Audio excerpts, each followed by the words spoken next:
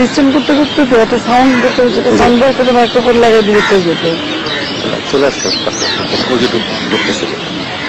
ঘিকে set করতে সময় লাগে না? 5 মিনিট কোথায় করতে গেলে একদিন আমাদের খোলা না যেত না মাইক করতে পারে না। হ্যাঁ,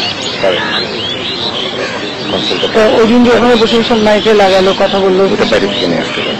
আমাদের পিএমও অফিস থেকে নিয়ে আসে।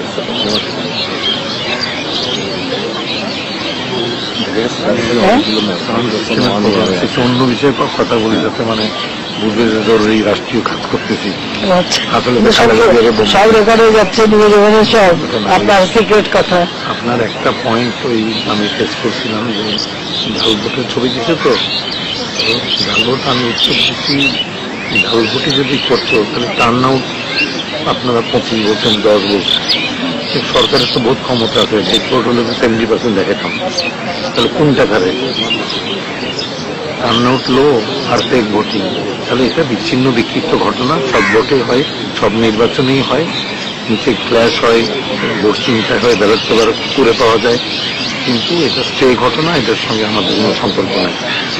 এবং নর্মাল ইলেকশনেও আমাদের কিছু সেন্টার বন্ধ হয়ে যায়, স্থগিত হয়ে যায়। মানে আমি বলছি এটা অ্যাভয়েড করে যাবো আর কি, জাস্ট এই কোশ্চেনটা যদি মাথায় চলে আসে।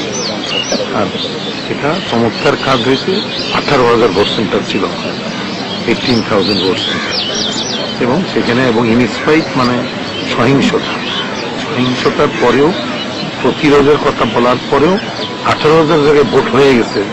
এটা আমি সফলতা, গণতন্ত্রের সফলতা, নির্বাচন এবং সংবিধানের সফলতা।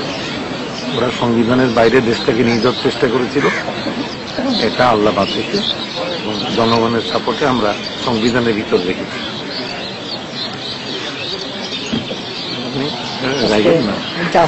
জাসদের মুখ দিয়ে গণতন্ত্রের কথা শুনতে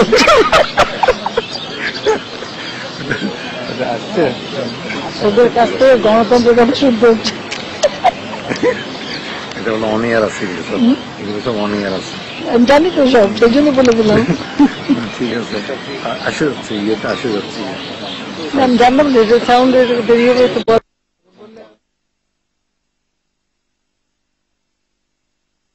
আন্দার নেমে যাবে, আধা ঘন্টার ভিতরে সারতে হবে। আমি বসলাম।